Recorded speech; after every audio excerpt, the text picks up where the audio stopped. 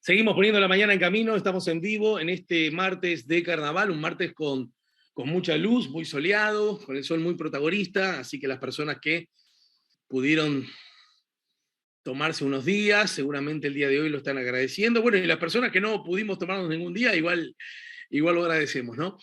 Estamos poniendo la mañana en camino, les decía, y estamos recibiendo vuestros mensajes a través del 099-894-987 y también a través de nuestro chat en el canal YouTube La Mañana en Camino, para ganarse, como todas las noches, invitaciones dobles para ir al Carnaval Velódromo. Esta noche, además, con una programación formidable, formidable. Arranca a las 8 el espectáculo, con Revista La Compañía, Murga, Cayó la Cabra, La Venganza de los Utileros, Agarrate Catalina, Doña Bastarda y La Trasnochada. Casi nada lo del ojo y lo tenía en la mano. Estamos escuchando la música de The Who, pues Roger Daltrey, su vocalista, su referente, hoy cumple 78 años de edad. Y quien puede ser hijo de Roger, ahora nos está ayudando a poner la mañana en camino, el abogado Juan Sereta. Buen día, bienvenido, Juan. ¿Qué tal? Buen día, ¿cómo están? ¿Podría ser hijo de alguien de 78 años? Sí. Sí, por supuesto. Mi padre tenía 80 hasta el año pasado que falleció, así que perfectamente puede haber sido. Bien, así que no exagero. ¿Con la música de The Who la tenés? ¿A los británicos, más o menos? ¿Poco o nada? No es de mi preferido, pero sí, los conozco. Marcaron bastante, digamos, o por lo menos incidieron en el paisaje sonoro de tu generación y de gente un poquito más grande que vos, ¿no? Sí, yo creo que el rock británico, sobre todo el punk, sobre todo, tuvo una influencia tremenda en el rock nacional uruguayo, ¿no? Me da la impresión que ha sido siempre así. Que hay como una línea ahí que se une, ¿no? Sí, yo creo que sí. No sé, por pensar incluso, no sé, en los estómagos, me parece que, y en toda esa creación, los traidores, me parece que todos tienen la influencia del punk británico, ¿no? A mí de esa generación británica me gustaba mucho más The Cure, por ejemplo, The Cure, pero claro. reconozco a The Who como una banda muy importante. No, y lo estamos escuchando hoy simplemente porque es el cumpleaños de Roger, ¿no? Bueno, para porque quiero hablar con vos acerca de dos o tres temas, pero uno de ellos tiene que ver con lo que recién comenté y tiene que ver con el carnaval. Porque ayer, bueno, yo no sé si tenés presente, no tenés por qué tenerlo, que yo presento en el velódromo, presento, en el No, sí, velódromo claro, desde hace claro. 19 carnavales, hubiese sido 20 de no mediar la pandemia, y ayer en el final estuvo la Gran Muñeca, haciendo su actuación completa además. Y bueno, y conversando con los muchachos de la Gran Muñeca, me decían de la jornada intensa que tuvieron el día de ayer, cerraban el día de ayer, lunes de carnaval, muchos escenarios, pero uno de ellos, un escenario muy peculiar, ocurrió ayer en horas de la tarde y vos estás vinculado a eso, así que yo no adelanto nada para que lo cuentes vos. No, se dio una cosa muy linda, y tuve la fortuna de acompañar a la Murga La Gran Muñeca en su vida. Inició su recorrida de anoche, de ayer, de tardecita y la noche, que era bastante compleja porque atravesaban la ciudad para un lado y para el otro en varias oportunidades. Tuvieron la gentileza bueno, y su sensibilidad de siempre de actuar a las 6 de la tarde en el asentamiento Nuevo Comienzo, Santa Catalina. Así que tuve la suerte de acompañarlos y, bueno, y participar de todo este evento que para la gente del barrio fue algo soñado, ¿no? Difícilmente se acceder a escuchar una mula para muchos de ellos bueno, y poder hacerlo en el propio asentamiento, tenerlos al lado, tener al lado los juristas y sobre todo a una murga bueno, que en uno de sus cuplés hace referencia justamente al derecho a habitar y a la lucha que estas familias vienen llevando a cabo. Así que fue una tarde soñada, porque además hasta el clima acompañó, y bueno, todos los niños sobre todo estaban felices de participar por un ratito de ese lunes de carnaval con una murga en su barrio. A propósito, entonces me parece oportuno que, creo recordar, no estoy del todo seguro, que la última vez que conversamos para la mañana en camino, tenía que ver justamente con la situación del nuevo comienzo. ¿Dónde estamos parados al día de hoy, verdad? ¿Podrías resumir la situación? Bueno, sí, tenemos como dos carriles por donde van las cosas. Uno es el carril penal, digamos, de la justicia penal y de las actuaciones de fiscalía y las formalizaciones de los vecinos y vecinas por el delito de usurpación. En eso tuvimos una última audiencia este viernes pasado, donde el fiscal decidió prorrogar nuevamente la investigación, el plazo que tiene para investigar, pero la ley establece un plazo máximo de 2 años que se vence en junio del 2022. Quiere decir que en junio del 2022 el fiscal necesariamente tiene que tomar una decisión entre desistir de la persecución penal de estas familias o acusarlos de un delito. Como ya están formalizados, acusarlos ya ingresa en un juicio penal concreto que termina con una sentencia penal. Y en el caso que se considere que la aplicación de la ley debe hacerse estrictamente, seguramente puede hacer una sentencia de condena e incluso de privación de libertad, porque no tienen domicilio como para una prisión domiciliaria. Entonces, en el ámbito penal estamos entrando en un escenario donde ya no hay más margen para patear la pelota para adelante, digamos, y seguramente creo que tanto la Fiscalía como el juez esperan que antes de junio se encuentre una solución, por lo menos para los que están formalizados, que son los que corren este riesgo concreto. Y con En el relación a otro eso, ámbito, hagamos un ¿cómo? poquito, con relación a ese tema, el ámbito penal, hagamos un poquito de historia. ¿Quién hace y bajo qué argumento esa denuncia penal? Bueno, originalmente hay dos denunciantes. La empresa Dervalix, que es la dueña, la propietaria del terreno ese, de ese padrón, que hace más de 40 años que está abandonado, pero es la verdadera propietaria del padrón. También originalmente hay una denuncia de la Intendencia, pero la denuncia de la Intendencia es respecto a los ranchos que se habían construido sobre la zona donde está el colector, y eso fueron corridos todos los ranchos que estaban en esa zona, porque realmente era peligroso estar haciendo pozos en un lugar donde pasa el colector. El terreno tiene una servidumbre de paso a favor de la Intendencia por el colector, o sea que la denuncia que motivó la Intendencia ya ha quedado sin efecto, pero continúa por la que hicieron los propietarios del terreno. Y yo quiero aprovechar para remarcar que los asentados, que los vecinos no discuten el derecho de propiedad de la empresa, ni tampoco su derecho a recuperar ese bien. Lo que están pidiendo es que la tutela de ese derecho de propiedad no los deje a ellos en situación de calle, como ocurriría en tanto no se encuentre ninguna solución para la tutela de su derecho a la vivienda. Por eso es que estamos reclamando desde hace mucho tiempo que se activen políticas públicas para que esta gente pueda ser relojada en otro lugar, en lo posible en la misma zona, de forma tal que, bueno, que la persecución y el derecho a la tutela, el derecho a la propiedad valga la redundancia, del propietario no traiga como consecuencia, digamos, que todas estas familias queden en la calle.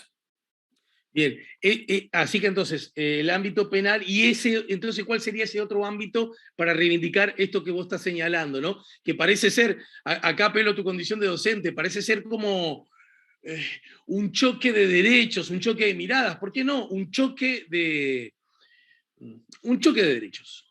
Sí, es normal, a veces a nosotros nos rechina, pero es normal que los derechos estén en tensión muchas veces. Claro. La cuestión es cómo hacerlo compatible, ¿no? Cómo hacer que el respeto de ambos sea compatible. El otro camino es el que nosotros iniciamos de la facultad con todas estas familias, que fue primero llevar el caso al Comité de Derechos Económicos, Sociales y Culturales de Naciones Unidas, donde hay ya una resolución del comité que le insta al Estado uruguayo a buscar una solución, aunque sea provisional, para todas estas familias. Una resolución del comité que el Estado uruguayo no ha incumplido, que ha desoído, y es más, ni siquiera ha movido un dedo en el sentido de lo que le pide el Comité de Naciones Unidas. ¿Qué fue lo que le pidió el comité? El comité le pidió que si el Estado entiende que no puede suspender los lanzamientos de estas familias porque según la legislación nacional hay que tutelar el derecho a la propiedad, tiene que establecer protocolos de cobertura, aunque fuera para viviendas de emergencia, que no determine que estas familias queden en la calle. Le dio las dos alternativas, o suspende los lanzamientos, o si usted entiende que no puede suspender los lanzamientos, porque implica vulnerar el derecho de otra persona que es propietario, tiene que establecer un régimen de vivienda, aunque sea de emergencia. Ajá. Eso Uruguay no es que no lo ha cumplido, no ha ni siquiera movido un dedo en el camino, en el sentido de cumplirlo. Cuando en realidad... Perdón, pero te voy a hacer algunas preguntas que para vos son muy obvias y es llover sobre mojado. Desde la perspectiva, digamos, de Uruguay como Estado soberano, pero que a su vez, en forma soberana, adhiere a formar parte de acuerdos y de organismos supranacionales. ¿Está obligado Uruguay a primero, escuchar y segundo, aplicar, cumplir esas recomendaciones? Bueno, las resoluciones de los comités son moralmente exigibles, o sea, no hay ningún mecanismo por el que se haga cumplir a los países por la fuerza, pero sí incide en la posición que Uruguay tiene en el ámbito de los organismos internacionales. Uruguay seguramente, como consecuencia de este fallo, va a cambiar su calificación. Uruguay tenía la calificación más alta para este comité. Estos comités tienen distintos tipos de evaluación de los países. Hay una evaluación periódica que además a Uruguay le toca este año, en el 2022, pero en general se hace una especie de ranking sobre el cumplimiento de las normas de derechos humanos de los países. Uruguay tenía la calificación más alta y seguramente va a bajar por lo menos 2 escalones justamente por el incumplimiento de este fallo. Bien. Y entonces, esa recomendación no solo no está siendo cumplida, sino que no está siendo no se ha iniciado ni siquiera una mesa de diálogo, porque muchas veces en estos casos Naciones Unidas no es que pretenda que de la noche a la mañana se encuentren soluciones mágicas, sino que lo que sí reclama es la voluntad, ¿no? Entonces muchas veces se propone, incluso Naciones Unidas se ofreció para actuar como mediador. Se proponen, porque acá las responsabilidades nunca son únicas, ¿no? Acá necesariamente es probable que se necesite el apoyo, obviamente, que del Ministerio de Vivienda, que es el principal responsable de las políticas de vivienda, pero también de la Intendencia Municipal de Montevideo, del Ministerio de Desarrollo Social, del INAU, es decir, hay un montón de organismos públicos que deberían estar interesados en contribuir a una solución organizada y correcta para este grupo de familias. Pero ni siquiera hemos podido reactivar una vieja mesa de negociación que en su momento hubo, para por lo menos encaminar estas cuestiones, ¿no? Es decir, preparémonos para que si el expediente penal y si la persecución penal prosigue, estas familias no queden en la calle. Uruguay ya había tenido algunas advertencias generales respecto a que no cuenta con protocolos para la tutela de los derechos humanos en hipótesis de desalojos forzosos. ¿Qué quiere decir esto? Que no es que no se pueda desalojar a las personas, sí se las puede desalojar, pero los estados tienen la obligación de garantizar mecanismos de respuesta de emergencia cuando se ejecutan los desalojos forzosos. ¿Qué quiere decir esto? Bueno, que si yo, para tutelar el derecho a la propiedad, tengo que dejar a una familia en situación de vulnerabilidad en la calle, como Estado tengo la obligación de tener algún dispositivo que me haga tener precauciones y soluciones, aunque sea de emergencia, para que esa familia no quede en situación de calle. Y además, como en estos casos, ¿no? Que se da lo que nosotros hemos llamado la criminalización de la pobreza, porque fíjate que estas familias, si siguen las recomendaciones de la justicia penal uruguaya o de la fiscalía, tendrían que abandonar esos terrenos. Es la única manera de que no los sigan persiguiendo por el delito de usurpación. Pero si quedan en situación de calle, cometen otro delito, que es la de indebida ocupación de espacios públicos. Entonces parecería que aquella familia pobre que se quedó sin su casa o sin la casa que habitaba, cualquier conducta que despliegue va a ser un delito, porque si ocupa un terreno ajeno, como en este caso, comete el delito de usurpación, pero si se queda en la calle, comete el delito de indebida ocupación de espacios públicos. Esto no es otra cosa que criminalizar a alguien por su situación de pobreza. Bien, así que para terminar con este asunto, solo por hoy al menos, ¿cuáles son los próximos pasos a seguir? Lo digo vos además en carácter de defensor y como integrante del consultorio jurídico de, me imagino, por lo menos algunos vecinos, no creo que sean todos, no, tampoco tengo muy claro eso. Sí, a Naciones Unidas nos acompañaron 56 familias. Pero bueno, nosotros desde el consultorio no podemos ejercer la defensa penal, salvo hay un consultorio para víctimas, y en este caso ellos obviamente no son víctimas de delito penal, razón por la cual solo los estamos patrocinando en el ámbito internacional y en el ámbito de familia o civil.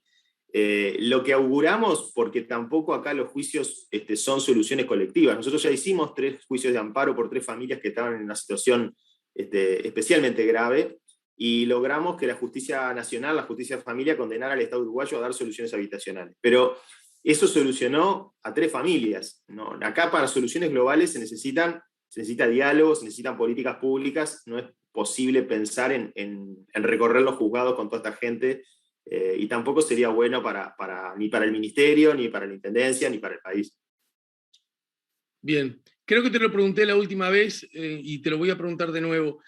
¿Hay alguna instancia, incluso más allá de las legales, en las que se pueda conversar con los propietarios del del terreno, algún vocero de la familia, es decir, sin que nadie obligue al otro a salirse de sus miradas y de sus, digamos, acciones, como de alguna manera para extraoficialmente encontrar vasos comunicantes.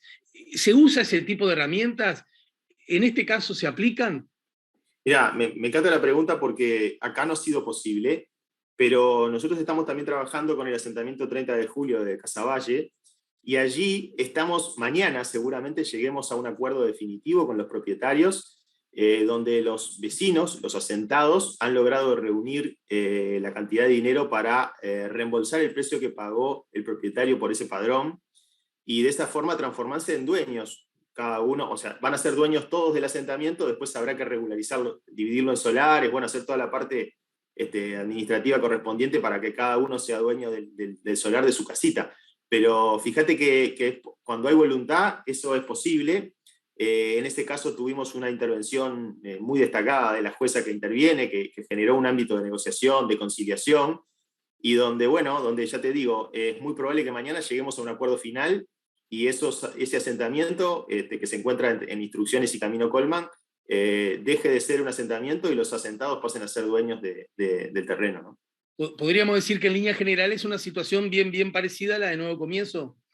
Sí, lo que pasa es que cada lugar y las características de cada población son distintas. En este caso de Casaballe, tenemos vecinos que están en mejor situación socioeconómica que los de Nuevo Comienzo, y bueno, y pudieron en conjunto y apelando a la solidaridad, etcétera, etcétera, juntar el dinero que se necesitaba para esto, y bueno, y estamos a las vísperas de poder solucionarlo. En Nuevo Comienzo nos enfrentamos a mucha gente en una situación de extrema vulnerabilidad, donde no es posible, por lo menos por sus propios medios, como en este caso, no es posible encontrar una solución. Bien. Bueno. Quiero pasar al otro tema porque quiero que hablemos de Casa de Galicia. De gusto la llevo a un extremo. ¿Está, Juan?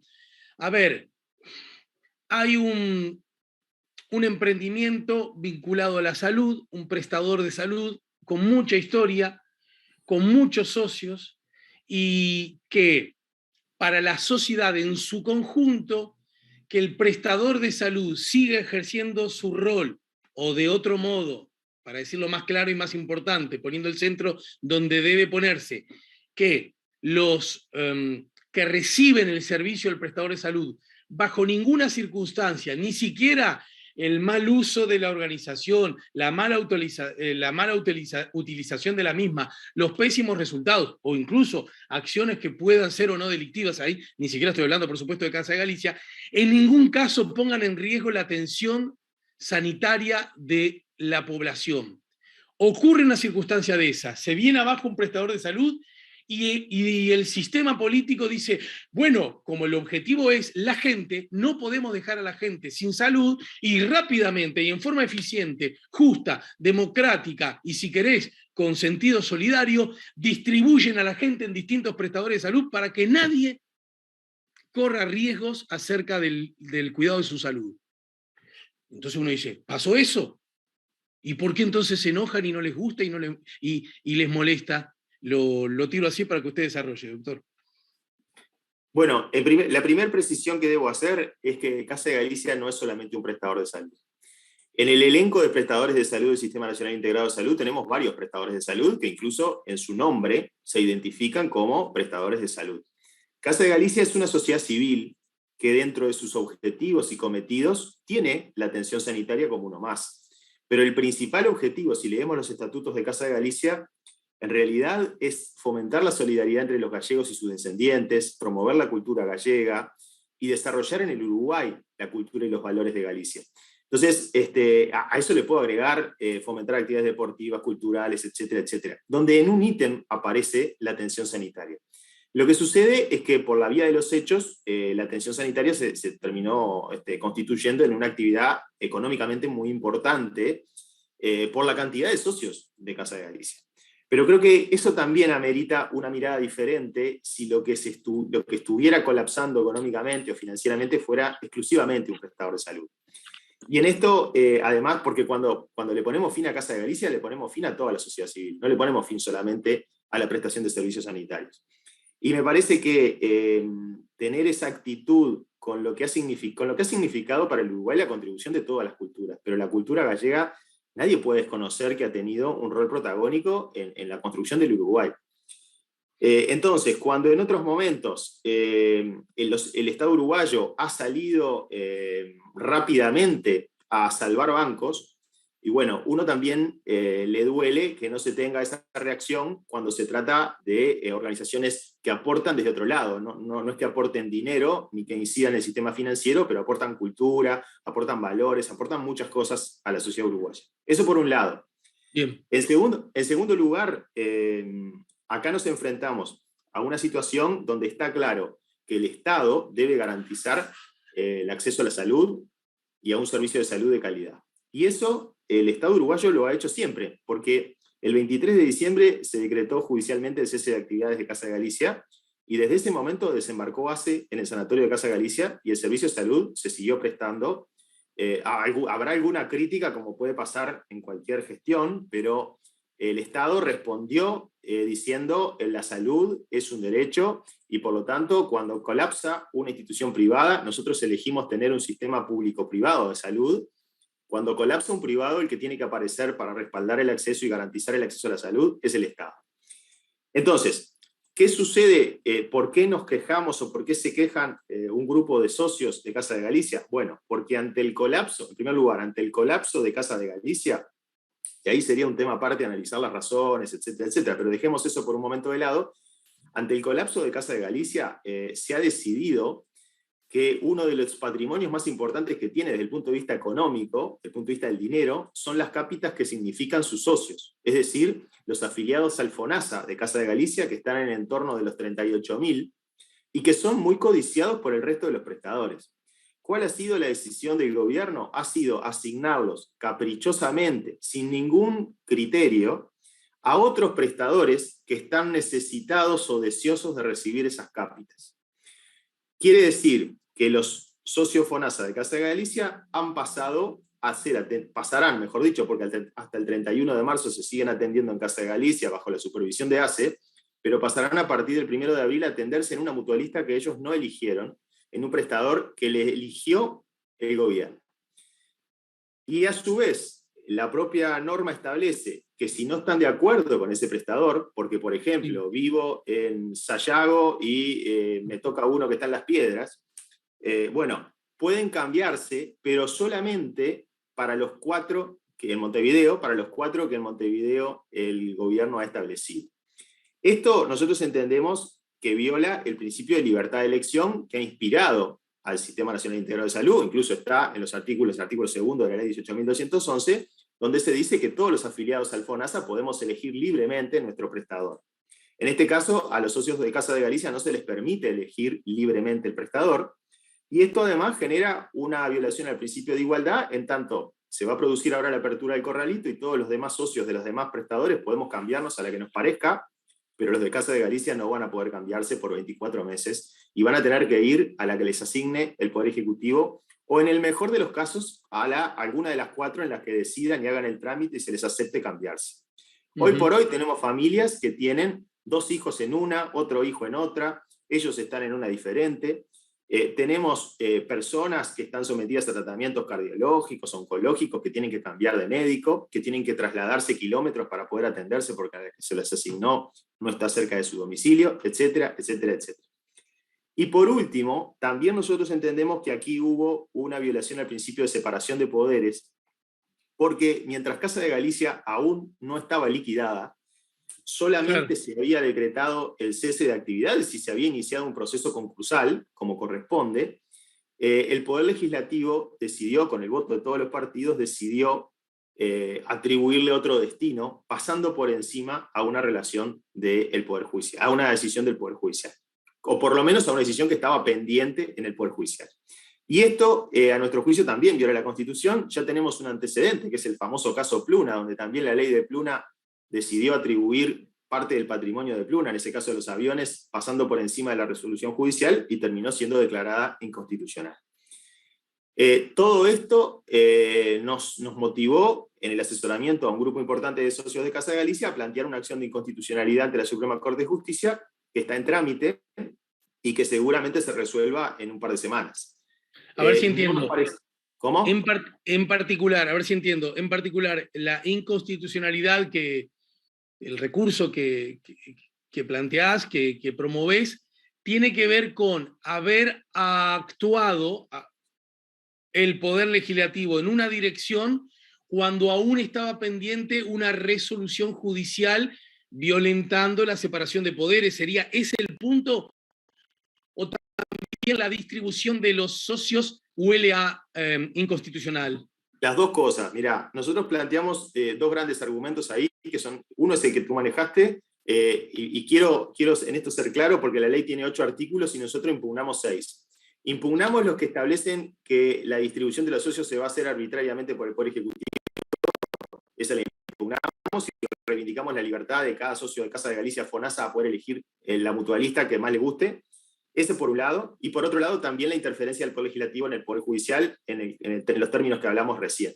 Los únicos 2 artículos que nosotros no impugnamos de esta ley son los 2 artículos que establecen los criterios de redistribución de los trabajadores de Casa de Galicia. Y eso me importa dejarlo bien claro porque se ha intentado decir que los socios aparentemente estarían como actuando en contra de los intereses de los funcionarios. Y nosotros los únicos 2 artículos que dejamos sin impugnar expresamente son los artículos que establecen procedimientos para la reasignación de los funcionarios. Quiere decir que los socios acá no están en contra de los derechos de los funcionarios a que obviamente mantengan su fuente laboral y sean reasignados a los prestadores que correspondan. Es más, si se declara la inconstitucionalidad de la ley, esos trabajadores, como esos artículos no están impugnados, deberán ser reabsorbidos por los prestadores que reciban socios de Casa de Galicia, pero sin la limitación de los 4 que estableció el Poder Ejecutivo.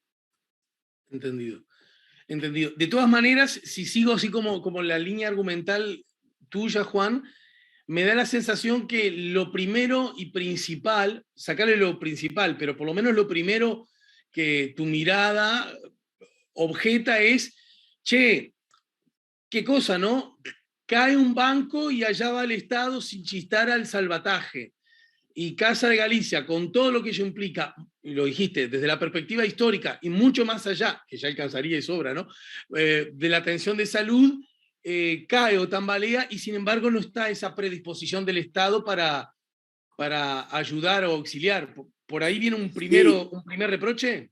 Totalmente, pero admito que ese reproche es más político que jurídico. Sí, claro, sí, sí. Y bueno, tiene que ver con valores y no con normas jurídicas. Alguno podrá decir, bueno, pero este tipo es un romántico, y bueno, está bien, es una manera de verlo. Los otros son argumentos estrictamente jurídicos y que violan preceptos concretos de la Constitución. Entendido. Y en todo caso, esas acciones, ¿cuándo uno puede tener respuesta de las mismas? Y si, mira, el punto, la reflexión se une un poquito al caso anterior de Nuevo Comienzo. ¿El hecho que se haya iniciado esta acción de inconstitucionalidad frena todo lo anterior?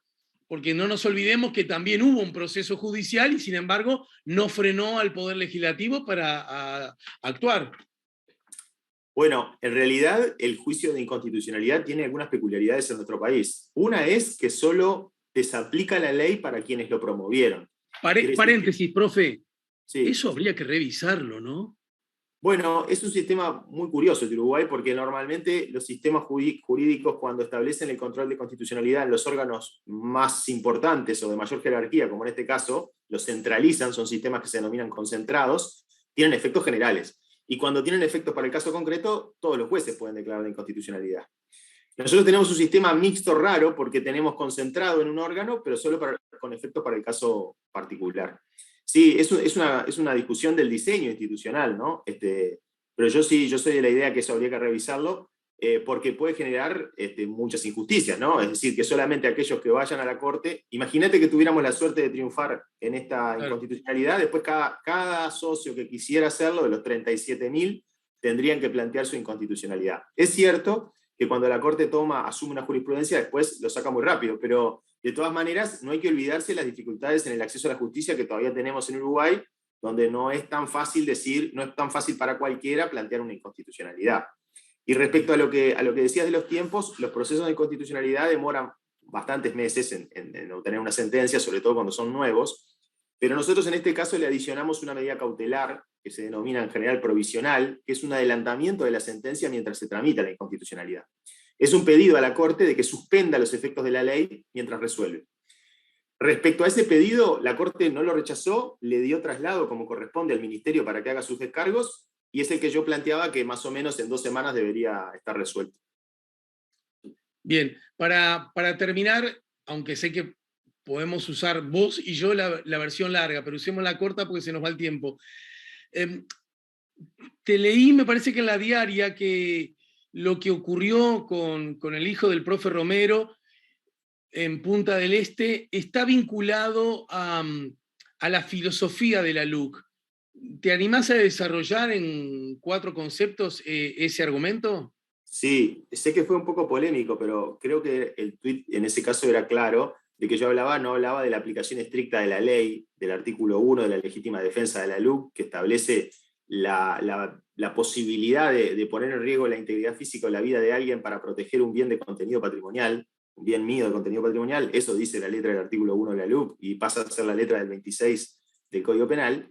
Yo lo que hablaba era de la filosofía de ese artículo. La filosofía en el sentido de que para proteger, la filosofía en 2 sentidos. En primer lugar, de que para proteger un bien de contenido patrimonial, o sea, el derecho de propiedad, yo puedo afectar la integridad física o la vida de otro. Eso es una cuestión filosófica, ¿no? Se puede estar de acuerdo o en desacuerdo, pero está clara que la filosofía de ese artículo es: yo habilito a que alguien mate a otra persona para proteger su propiedad. Eso yo lo veía de alguna manera reflejado en la actitud que tuvieron los muchachos que persiguieron a este otro, porque en definitiva lo que estaban haciendo era entender, a mi juicio, que por una vulneración al derecho de propiedad yo puedo perseguir a alguien y aplicarle alguna constricción física o incluso amenazar su Y hacerle integridad. algún daño. Claro. Eso por un lado. Y por otro lado también creo que va de la mano con la filosofía de la LUC, en tanto la filosofía de la LUC lo que promueve es ampliar las hipótesis donde la persecución del delito es por los particulares. Porque si yo amplío el ámbito de la legítima defensa, lo que estoy renunciando es a que la persecución del delito la haga la policía, la haga el Estado a través de los órganos especiales para eso. ¿Qué quiero decir? Que a estos muchachos que vieron a alguien que se parecía a una persona que eventualmente les podía haber robado, en lugar de salirles, llamamos al 911, avisamos a la policía que acá hay una persona que responde a las características del que creemos que nos robó, lo primero que le nació fue renunciar a eso e intentar atraparlo ellos. Eso también está en la filosofía de la LUC, en tanto no responde a un modelo de, yo diría, de una policía estatal pública, y le agregaría algo más, mirá, hasta joven te diría. ¿Por qué no responde a una policía estatal y pública? Porque en principio ampliamos el ejercicio de rango de defensa de los particulares. Y en segundo lugar, también apelamos a los que no son más policías.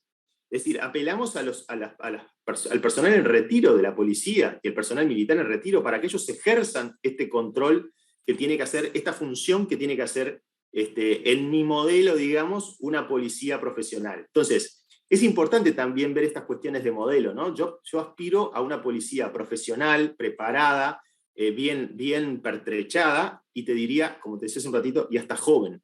Y sin embargo, este modelo está yendo hacia lo contrario, ¿no? Mira, es tan elocuente lo que vos decís, que dialoga perfecto, encastra perfecto, con la respuesta que la policía le dio al padre de la víctima, diciéndole: bueno, ¿qué quiere? La gente está nerviosa porque en este barrio hay muchos robos. Pero lo curioso es que quien está diciendo eso es la propia policía, ¿verdad? Digamos, desapegándose, saliendo de la troya de su deber natural, y es que en caso que sea cierto que en ese barrio hay muchos robos, lo digo así porque hay versiones encontradas, pero aún en ese caso, la mirada tendría que ser primero la autocrítica: che, ¿qué estaré haciendo mal yo que hay muchos robos en este barrio? Y segundo, la mirada del protagonismo del Estado, es decir, usted no se meta, que esta es tarea mía, ¿no? Y claro, no ocurre ni lo uno ni lo otro, sino que al revés, la explicación, digamos, condescendiente para el victimario. Claro, pero ojo, porque tal vez en ese razonamiento que hacemos estamos partiendo de la base de una filosofía donde entendemos que el modelo de policía es policía estatal y pública. Y hay muchos otros modelos de seguridad en el mundo, donde la policía no es 100% estatal y pública. Entonces, capaz que a nosotros nos rechina porque partimos de la base de lo que ha sido la historia del Uruguay, con una policía estatal y pública. Pero no es el único modelo. Miren que hay muchos lugares en el mundo donde hay policía privada y donde se accede a la seguridad a través de servicios de seguridad o de policía privado. Entonces, yo creo que lo que intenté en ese mensaje era transmitir esto de la filosofía, ¿no? Uno puede estar de acuerdo, no es que todo el mundo tenga que coincidir, en este caso, con lo que yo pienso, de que prefiero una policía pública y estatal, pero tengamos claro que estamos hablando de esos dos modelos. Bien, bien. Mira vos, pensar que el viejo paradigma del liberalismo extremo era juez y gendarme. Ahora ni siquiera gendarme. Bueno, fíjate que es interesantísimo esto que decís, porque juez y gendarme era un concepto que incluso era mucho más amplio que la seguridad, ¿no? Porque era gendarme de los derechos, no era gendarme solamente de la seguridad. Claro. Bueno, Juan, te abrazo, te agradezco mucho y te invito a que nos reencontremos más temprano que tarde, ¿sí? Cómo no, un placer como siempre. Un abrazo grande.